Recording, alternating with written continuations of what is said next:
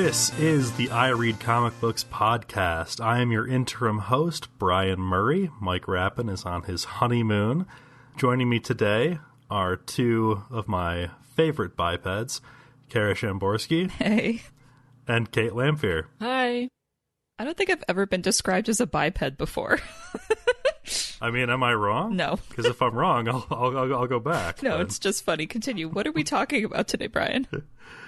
Well, today we are going to be talking about the Goodreads Book of the Month, which for this month was They Called Us Enemy, written by George Takei. Before we get into that, just one quick housekeeping announcement that Kara and I have. We are going to be doing a Star Wars comics miniseries called I Read Star Wars Comic Books. And as you can tell, we're so ready for Rise of Skywalker. So we have ambitiously committed to doing 9 episodes of this show so that everyone who's getting ready to be hyped about Star Wars can do so with us, talking about Star Wars comic books. It's going to be a great time. Our first episode is going to be coming out in the next week or two. We haven't exactly nailed down the release date yet. But if you're at all interested in the Obi-Wan and Anakin comic, make sure you tune in. Is that just going to be on Patreon at first? Nope. This is going to be for all to enjoy. Because as Kara so eloquently put it, Star Wars is for everyone. It is. It is for everyone. The Force is with us all. Okay, I'm going to stop. I'm going to save it for our special show. We can continue. Before we get into any more of that, let's talk about what we read this past week. Kara, how have you been? How have comic books been? What you been reading? I've been great. I have been reading all of the Star Wars books in preparation for our special show.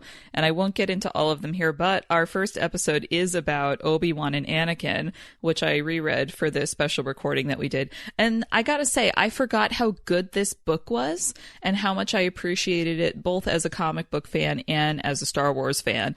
And as someone who doesn't normally notice comic book art, I do, but I don't. Like, the words are generally primary for me, but while reading Obi-Wan and Anakin, I was really taken by the coloring choices, and since that's an unusual thing for me to be taken by, I was like, okay, all right, I see what you're doing, Marvel. You got this. So I'm very excited to talk about that book a little bit more in depth for our first episode of I Read Star Wars Comic Books.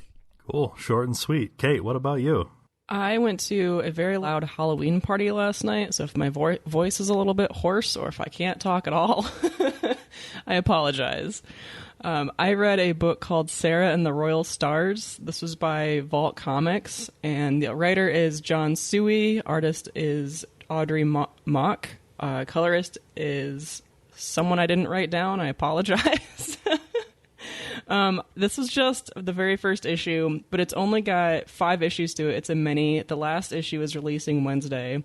So I am behind this book. This was sent to us to read and review on the podcast, but I'm definitely going to be adding this to my pull list. This reminded me a lot of From Under Mountains, which was our book of the month for February. It's got a similar desert Arabian setting and a call to action for a female point of view character.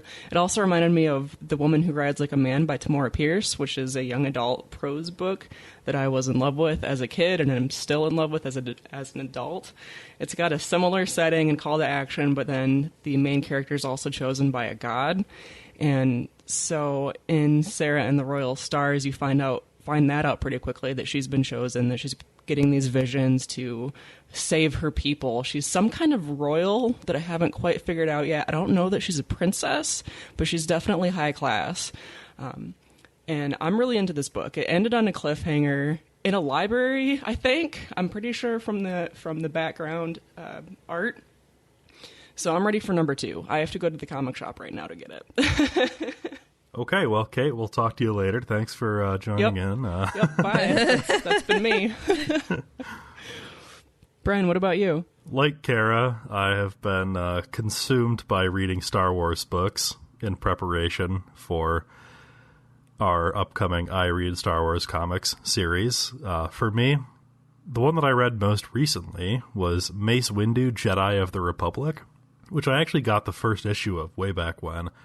And just kind of, I wasn't really super feeling it at the time, so I didn't continue buying it. And now that I've read the trade, I feel like a fool, because this book is actually pretty awesome. Like Kara, I won't go into too many details because I want to give you some incentive to come and listen later. But it's a good book, and it definitely shines some light on Mace Windu as a character, and in my opinion, some of the things that are wrong with the Jedi Order. So that'll be my teaser. Very cryptic, Brian. We'll have to tune into I Read Star Wars Comic Books episode 3 to find out more. Yeah, so it'll be in like a month. Comics this week come out on Wednesday, October 30th, 2019. Kate, what are you picking up this week? I'm going to pick up the last issue of Giant Days, which is a devastating thing to say. It's called As Time Goes By, and it's numbered as a number 1, but it is only a one-shot, so don't start looking for number 2 and be disappointed. This is by John Allison and Max Sarin. We've talked about this a lot, especially the three of us on this show. I cannot believe that it's over. I need to restart the entire series just to revisit these characters again. This particular issue comes 1 year after the girls' graduation from university, and the description includes the quote, "The year apart has not been easy for all of them, and this reunion will only draw out the secrets they have that they've been keeping for too long." So I have to know what they are. Yeah, I saw that book was coming out, and I guess it's oversized because the price point in the US is, I think, $7.99. Okay, that seems right. I feel like the other seasonal specials, the Christmas specials, have also been more expensive, oversized books. Am I right? Does that sound familiar? I think so, yeah.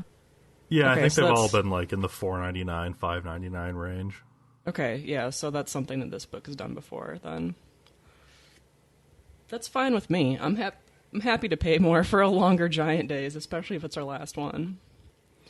Kara, what are you excited about? Okay, so one of the things that I simultaneously appreciate and abhor about Disney is that they merchandise the hell out of everything. And and this year they're celebrating a few different milestones. Like, it was Mickey's 90th anniversary, it's the 50th anniversary of the Haunted Mansion ride at Disneyland, and it's the 30th anniversary of The Little Mermaid. And so all of these things have been merchandised to death, and I was like as a fan of all of these things, I was like, okay, cool, but also I would like to save some of my money, so stop. But okay, so if you were to ask me what my favorite Disney princess is as a knee-jerk reaction, I will probably say Ariel every time, just because that movie is as old as I am. And so I grew up watching it, and I would always just my parents tell this story where when I was super little and watching it, I would just kind of watch it, and I only wanted to watch this movie, and I would watch it over and over and over again, but just kind of sit there and stare. And so they were reaching a point where they were like, is she okay? Is this normal television watching behavior? Should we be concerned? And then they said they were driving in the car one day, and I was in the back seat, and all of a sudden the Little Mermaid soundtrack started up, and they thought for a minute that maybe they had a cassette tape going on, and they were really confused, and they turned around and they saw that I was just singing the soundtrack, and I knew all the words, and they were like, and so that's how we figured out that you had in fact been studying the movie and didn't want to open your mouth until you had memorized it. And I was like, that explains so much about me as a person in this one anecdote. Anyway, so this is a really, really long way of me saying that I am excited for The Little Mermaid #1 from Dark Horse, which is a thing that is happening for some reason. And that reason, I say for some reason, but obviously it's getting more money out of people like me who are like, Disney making more? Okay. But I'm interested in this comic adaptation because they're doing it from Ariel's point of view.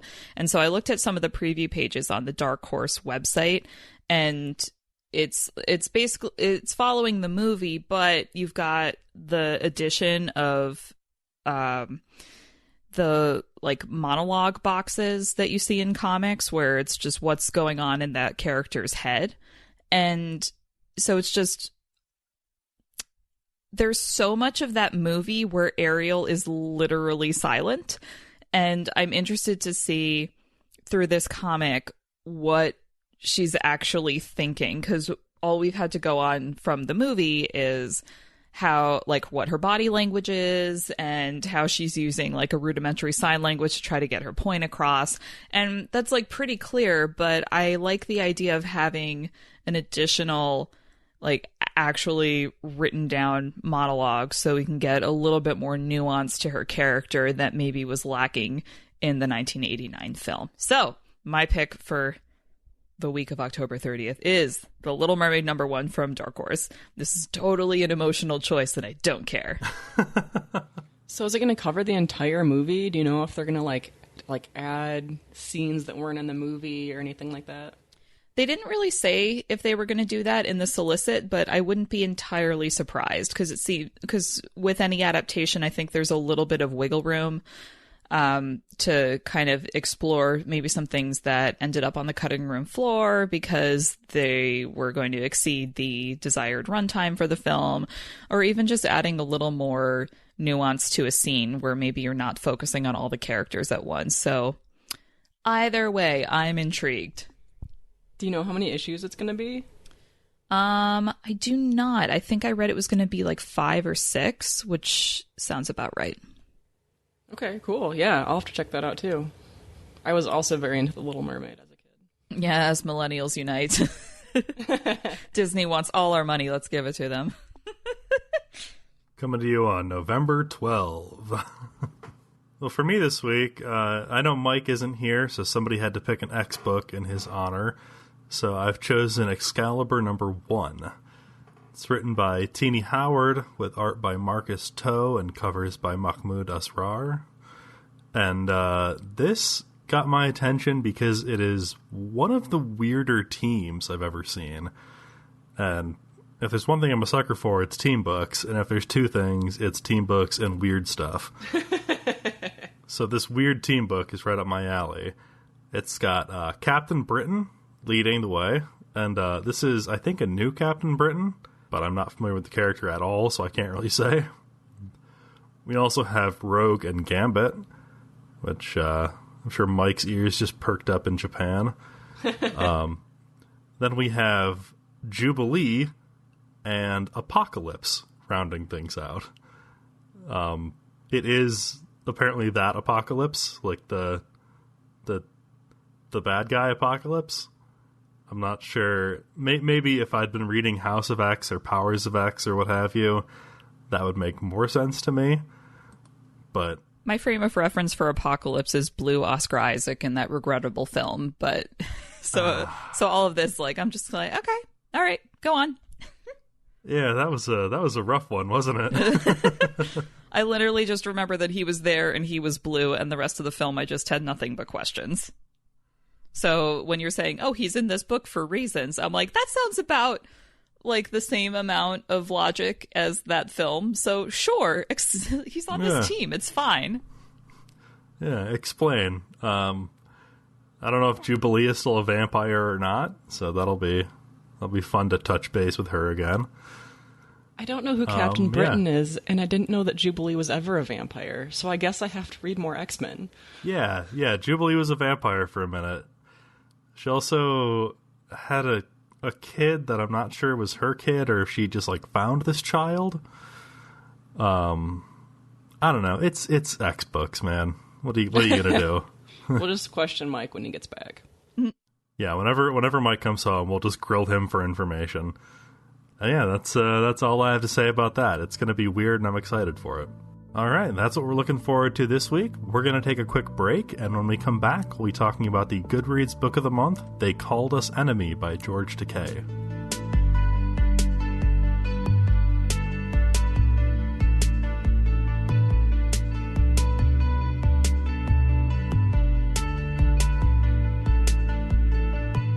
All right, so this week we're talking about the Goodreads Book of the Month, They Called Us Enemy, written by George Takei.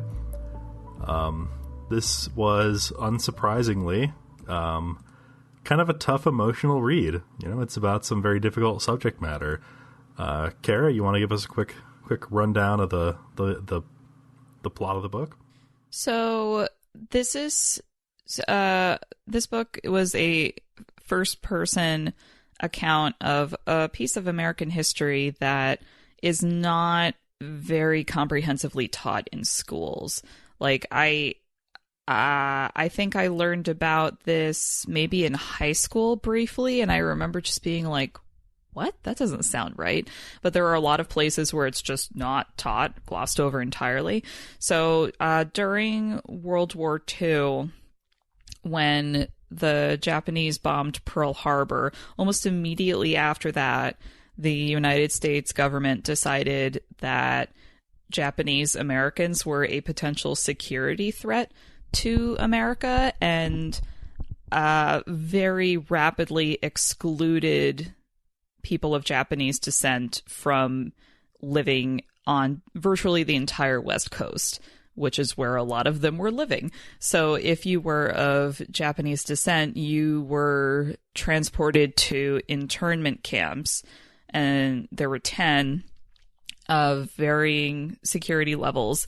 And it's kind of it's understandable but shitty that this hasn't been talked about a lot in America, because a lot of the narrative of 20th century American history is that it was the American century, and America won World War II and they were the saviors and could do no wrong, which started to a narrative which started to kind of crumble around the Vietnam War, and has definitely crumbled a little more with current events. But yeah, there's the internment of Japanese Americans is definitely one of those things that is not often talked about.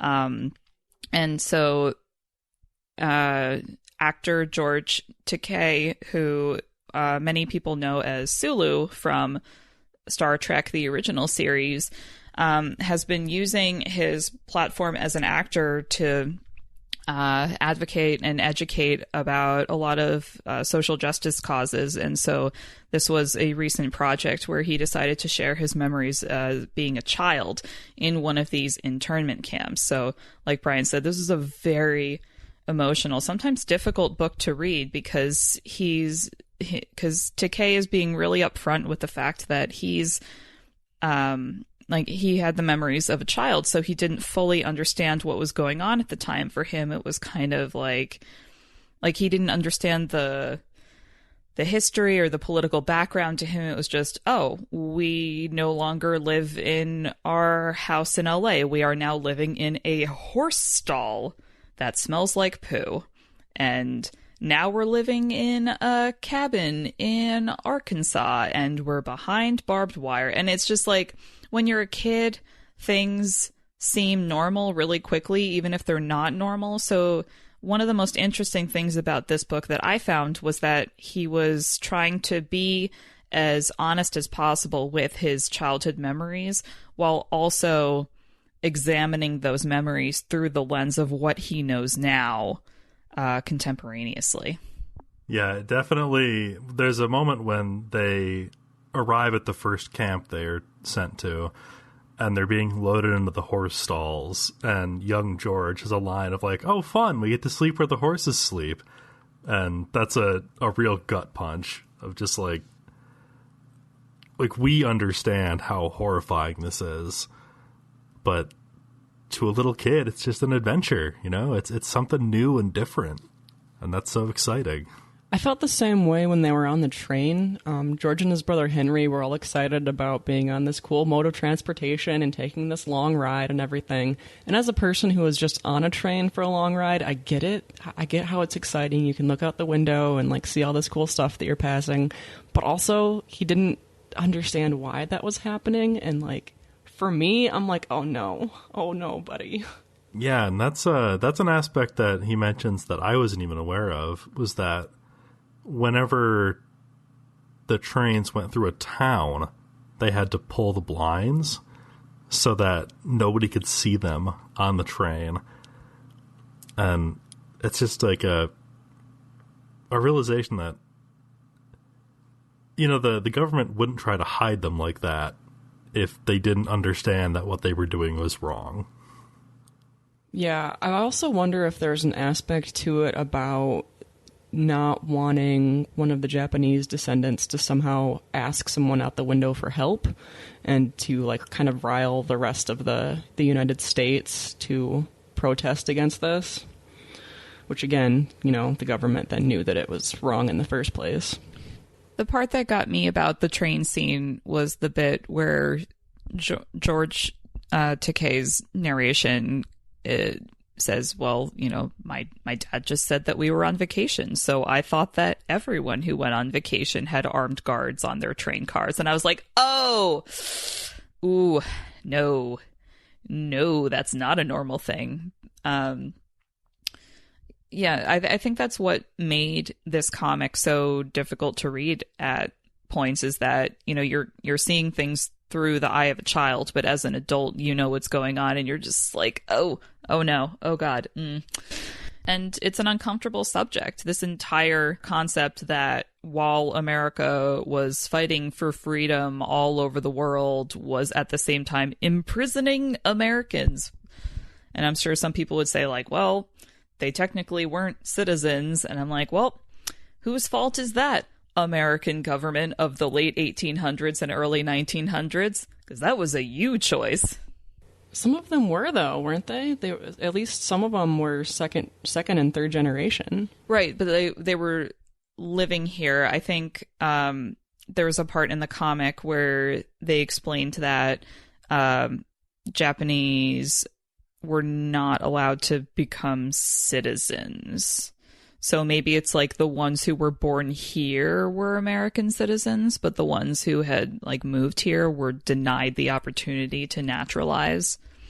I'm not entirely clear on that, but they made allusions to the fact that it was actually kind of impossible for citizenship to happen. Like when they were talking about the part where later in the war, these questionnaires were sent out to all the camps that all of the interned people had to fill out. And there was these like two questions towards the end where one of them was, would you be willing to fight in the war, like for the Americans? And the other question was like, do you swear like loyalty to America and forsake the Japanese emperor? And all the Japanese people in the camps reading these were like, so you won't give me citizenship, but you want me to fight and potentially die for you. And you won't give me citizenship, but you want me to give up my Japanese citizenship? So that makes me stateless. And what? So that was another aspect of this comic that I had no knowledge of this questionnaire before reading it, and like thinking about the implications of those questions is super horrifying. Yeah, and to anybody interested in learning more about the impact of that questionnaire, I read a really great novel called No Boy by John Okada in college, and it's kind of the story of somebody who answered no to both of those questions, like Takei's parents did, and about what happened to him after internment, like after the war ended and he was allowed to go back to I want to say Los Angeles or San Francisco, some Southern California city. But it's a really great story about how the horrific treatment that Japanese Americans suffered did not end when the camps closed. Yeah, I wanted to talk a little bit more about that first question too, because they used the people that answered yes to would you fight for this country, and they created a army regiment that was just the people from the camps, and of course a whole lot of them died, and they weren't apologized to or honored or paid for their service until the last 2 decades. And this stuff happened in the 1940s. So that in particular was totally new to me, and those awards happened within my lifetime. So you would have thought that I would have heard about that at least. Yeah, it was. They were given like the second highest honor that was available to a soldier, and I think it wasn't until the year 2000 when the Clinton administration finally like upgraded the honor to the. I'm sorry, I can't remember which medal it was. Congressional Medal of Honor. That's the one. Thank you. But yeah, you're right. I mean, if they hadn't been these Nisei soldiers, they would have gotten that in the first place. And it's very frustrating that it took the better part of 60 years for them to get what they deserved. I think one of the more horrifying aspects of this comic to me was also like towards the end when Takei is talking about how long it took for this history and these actions to even start to be recognized. He also pointed at, like, this is also speaking to how recently this book was even published, talking about the family separations at the southern border happening now, and the whole, like, oh, if you're from these countries that just so happen to be predominantly Muslim, you can't come to the US. And those things are things that happened within the last 2 years. And it's very clear after reading this book that there are immediate parallels. And it made me kind of horrified because when you're looking at history, you can kind of detach yourself from it a little bit and be like, well, you know, I wasn't alive at that time, or I wasn't there, or I didn't know, so what could I have done? But there's stuff like that happening today, and it kind of made me have to examine my own actions kind of harshly, because I'm like, oh, this is happening today. What have I done about it? What can I even do about it? And just kind of reminding everyone who reads this book that really terrible things happen all the time, and it's up to us to do something about them. Yeah, and that's something that Adam in the Goodreads comments mentioned, that the story pulls you in all the way, even if it's because it's so hard to believe that this was real and recent, that it isn't ancient history. And he goes on to say that he hopes we can learn something from Takei's life. And yeah, I mean, it's not ancient history. It feels that way to us sometimes because this was all decades before we were born. But like you said, Kara, it's also still happening. There are people alive today who saw Japanese internment happening and thought that, you know, we had gotten past it and now we are interning different immigrants. And what that must be like to be someone who saw the country grow out of it, so to speak, only to do it again. Well, it's kind of like that quote that those who don't learn from history are doomed to repeat it. And so, as we said at the start of this episode, so few people know that Japanese internment was even a thing. So the things that are happening in America now might seem new and horrifying, but that just might be because a lot of people don't know that this is a thing that has happened before, and we didn't really talk about it before. So will this be a thing that we don't really talk about? Are we only really talking about new things now because we have more news options and social media and things that didn't exist in the 40s? If there were more open lines of communication in the 40s, would there have been more of an outcry? And these are things that we just don't know.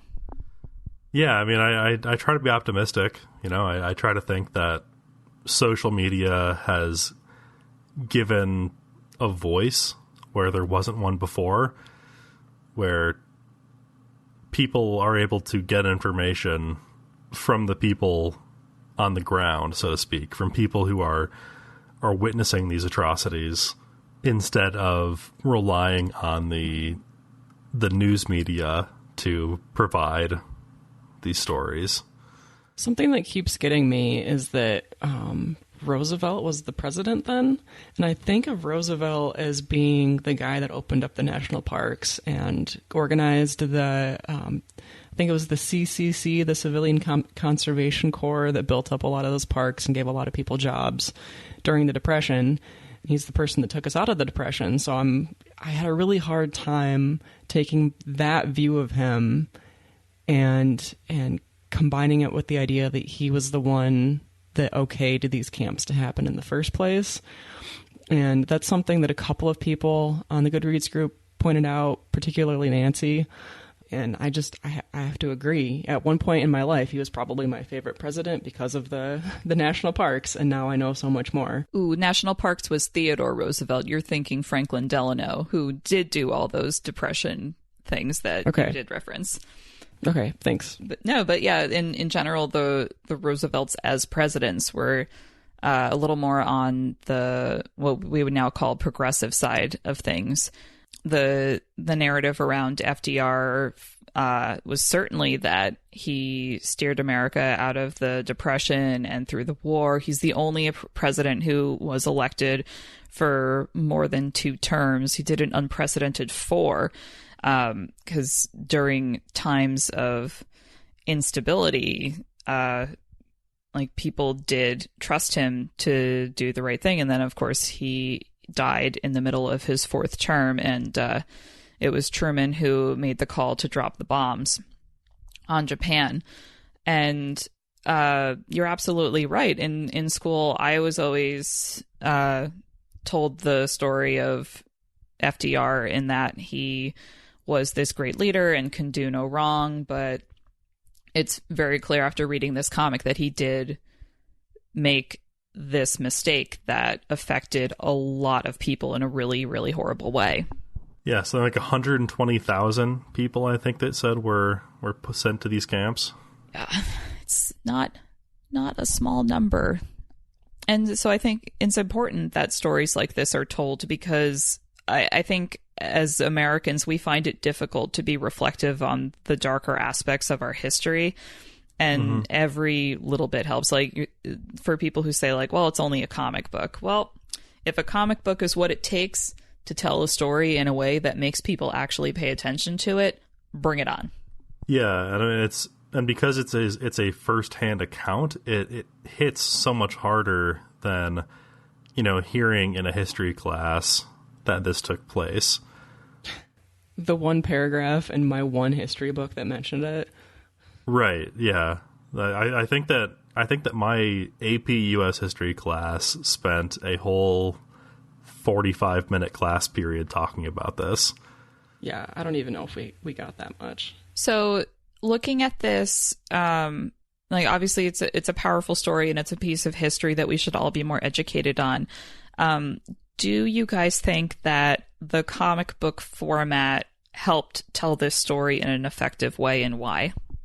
I definitely do. A number of people in the Goodreads group mentioned that the black and white art in particular really helped just focus on the story. I mean, the art was very good, but yeah, just the black and white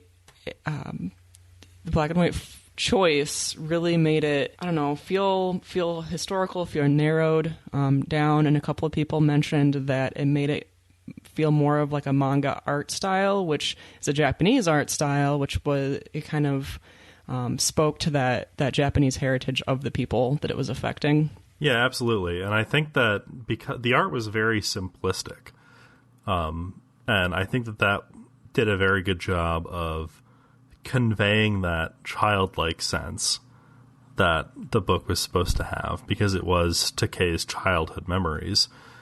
And I think that delivering it in that fashion definitely helped to sort of sharpen the blow, so to speak. It really emphasized the fact that this was a child going through these experiences, and so having the art work with the story in that way definitely made it very impactful.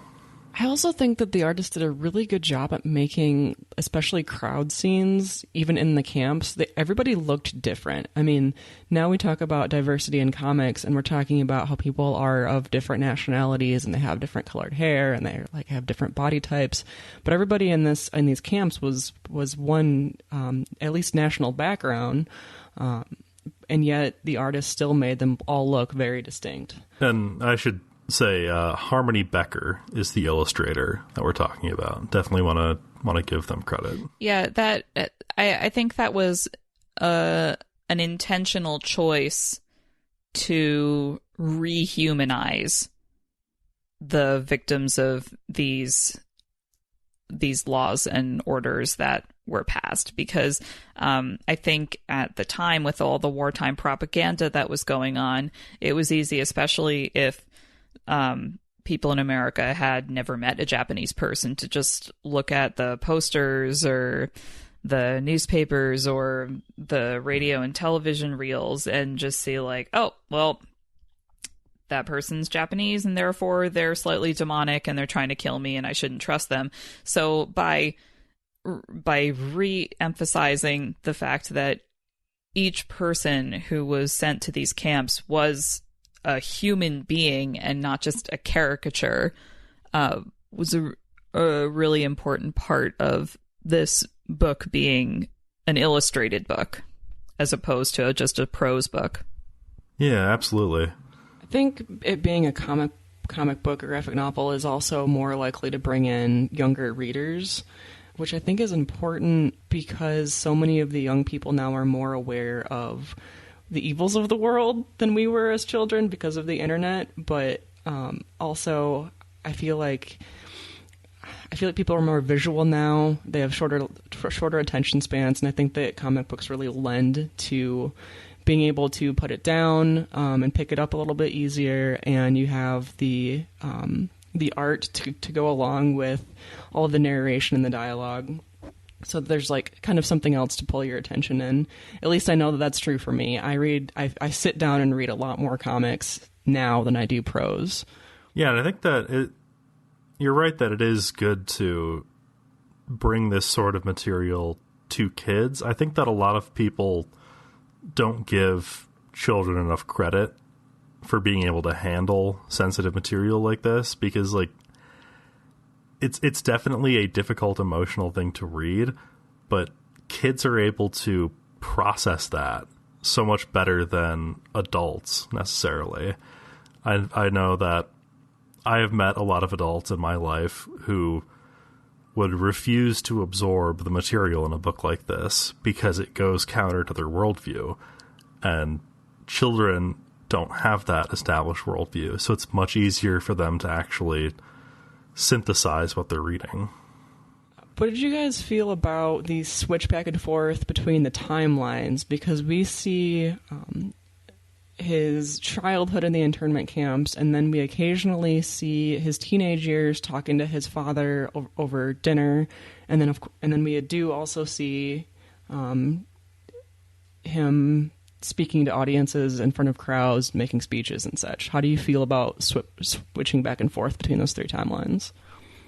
I thought the switching between the timelines helped contextualize what we were reading a little more precisely than going linearly would have been. I think it would have been a little more boring to be like, here are my childhood memories. Here's me learning from my dad the extra nuance behind those memories. And here's me as an adult finally seeing these things be addressed. Like, I think that doing this story with that structure would have worked, but I think it was more effective to kind of intersperse the childhood memories with the historical context, with the additional point of view of his dad looking back, to give us a more complete understanding of each vignette, as opposed to just reading all the vignettes and then going into the background. I think it was more effective to have each piece of this story be its own self-contained nugget of information. Yeah, I think that worked when we saw a whole page or a whole spread of the future, quote-unquote, timelines, but occasionally there was just one panel on a page that was like a fast-forward commentary, and that really pulled me out of the story, because I didn't really see how him saying one thing in the present now contributed to those same words being said and continuing the illustrations in the historical timeline, I didn't think that those instances really added anything. It was just kind of jarring. Yeah, I guess I didn't necessarily have that same experience just because I was looking at it from the get-go as a story he was telling in the present. So I guess the way that I was reading it in my head was sort of with a George Takei voiceover narrating, if that makes any sense. That was sort of the way that my brain just sort of processed the book. Yeah, that's definitely what I think it was meant to be. But I just got so invested in the historical story once the book got going that when there was one or two panels on a page that was otherwise the historical story, it was like, oh yeah, he's telling the story instead of me just continuing with his experiences. I think this works really well as a comic book, but I also, while we've been discussing it, I kind of want to see it as more of like a History Channel special kind of situation where they film it, but it's in more of a historical reenactment docudrama situation where George Takei is narrating it with the dialogue from this book, but they're maybe getting actors to play his younger selves, because I think that might work too. And having now read this story, I kind of wanted to reach as large an audience as possible. So for people who don't necessarily read comic books, I kind of also want to see a television or film adaptation. Yeah, I would too, but I think that he does have a play that he wrote. Is it Allegiance? Something like that. And it also tells the story just in a different medium. But that's definitely true and awesome, but stage plays are like a medium that reaches even fewer people than comics. So that's true. But I do want to see this play. So to try and kind of end on a more positive note, I guess, what was each of your favorite moments from this book? I think any time that, I think one of the strongest elements of the illustration in this book were the facial expressions. And when I think about the art in this book, I think about any time that young George's eyes just kind of filled up with sparkles, because even while these horrific things were happening to him, he was still able to find some joy and wonder in the world around him. And that was kind of a gut punch to me more than anything else. But I mean, like we kind of said, when you're a kid, you are kind of able to find the light in the darkness. And I think the illustration in this book very clearly showed that without too much obviousness. Yeah, his parents definitely put a lot of effort into making sure that he had as normal of a childhood as possible, even under the circumstances. And part of that was one of my favorite parts of the book, is that his mom managed to sneak a sewing machine the entire way to this concentration camp on the other side of the continent. And she wasn't, for some reason, she wasn't supposed to have a sewing machine. I don't know why specifically that was bad. But her husband was like, you brought that all the way here? And of course, sewing machines now are like 30 pounds. I can't imagine when they were all made of metal. Like, it was just great. It was like her little rebellion. And then she was able to, make clothes for the kids and her husband and such. And there was this little part where she pulls it out of the bag, and her husband is like kind of horrified for just a second, and then they both start cracking up. It was very good. I was a big fan of little George meeting Japanese Santa Claus, and we get his internal monologue of being like, wait a minute, this isn't the real Santa Claus. I met the real Santa Claus at the mall last year. But then he has that moment of like, but the little kids, they need to still believe in you. So we have an understanding, Japanese Santa, but I'm on to you. And that just was such like a little kid moment. It just really shone through for me. I also like, toward the very end of the book, I think he meets, oh my gosh, one of the president's wives, I believe. Eleanor. And thank you, Eleanor Roosevelt. And he introduces her to his husband, Brad. And man, it just really bums me out that he had to go through all of this stuff in his life, and then he couldn't even legally marry his husband until a couple of years ago. But that scene itself really, like, this woman went out of her way to meet him, even though, you know, her family put him through all these terrible things, and he was able to take all of these rights that he has finally, and it's just, you know, it was a very nice special moment where he's with his husband, and yeah, my feelings are there. Ooh, no, wait, I think you're mixing up two parts. There's the part where Eleanor Roosevelt came through the campaign that he was working on when he was a kid, and his dad went home because his dad didn't want to shake her hand. And then the woman that he introduced his husband to was his dad's secretary when they were at the camps. That's right. And she came to see the play. And so backstage at the play, that's when he introduced her to the husband. And but you're absolutely right. I mean, that he's been through so much and was only recently even able to marry is just, like, he could do a whole other book, I'm sure, on his LGBTQIA activism, but it was just kind of snuck in at the end there, and it just was so impactful to be like, oh, you have been doing this work for so long, and it's still not fully there, and we all got to do the work. It can't just be one famous dude. We all have to help.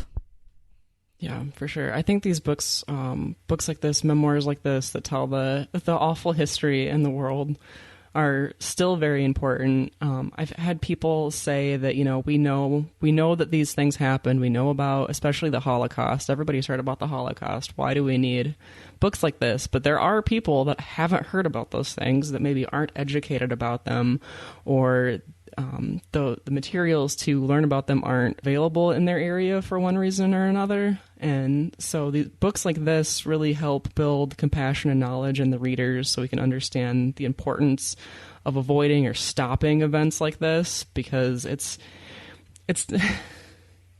history just keeps piling them on, and it's awful. What was that about? You wanted us to end on a positive note, Brian? Yeah, thanks, Kate. Because I think we're back. I think we're back in our feels. My positive note is that Kara has a very much better memory than I do. Oh, and I'm that's because Kara read this book last night right before bed, so it probably infected my dreams.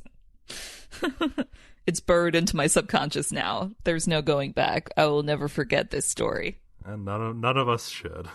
Yeah, it as much of a bummer as the subject matter is, the story itself and the art and the characters are all very good. I do recommend this book. You just might be sad about it. But it's a necessary sadness. Exactly. It's the sadness of being educated. Yeah, I'm very glad that our Goodreads group picked this one. We have very wise readers in our group. All right, does anybody have any final closing thoughts you want to get out before we wrap things up? Thanks to our Goodreads group, and thanks to you guys. Yeah, this is a difficult topic, but just because some things are difficult to reflect upon or discuss doesn't mean that they're conversations that we shouldn't be having. Yeah, that's why they're exactly conversations we should be having. That's the takeaway of this episode, folks. Sometimes history's tough, but you should know it. And if you can know it through a comic book, hey. All the better. If you'd like to follow us on the internet, see what else we're going about, you can reach us on Twitter. You can find Kate at Kate Elfier. Kara is at Karazam, SZAM. I am at Brian Head. And you can follow the show at IRCB Podcast, where we post comic news, art, sass, and more. You can subscribe on Patreon at patreon.com/IRCB Podcast. Without your support, this show would not survive. Join now for access to exclusive audio articles, a preview of the IRCB schedule, access to early access to the top of my pile posts, and more. Our Goodreads group that we've commended on this episode in particular is a lovely group of comic book friends, and we have weekly threads. This week we are still voting on our next month's Book of the Month, so you can check that out at ircbpodcast.com/Goodreads. You can head over to ircbpodcast.com for our creator pronunciation guide, our Discord server, zines, merch, and everything else IRCB. If you haven't already, please rate and review our show 5 stars on iTunes and beyond, and we'll read your review on the next episode. You can email the show with what you've been reading, recipes, corrections, etc. at ircbpodcast@gmail.com. Infinity Shred is the best band in the galaxy. They do the music for our show. Xander is a lone cloud in a beautiful sky, reminding you that despite the vastness of space, you mean something to the universe. He also edits the show. Thank you to Kait and Kara for being on the show with me today. Thank you, Mike, as always, for bringing the show into being. Thank you, Xander, for all the work you do. Thank you, Infinity Shred, for the music. Thank you, the listener, for giving us your time. And until next time, comics are good, and so are you.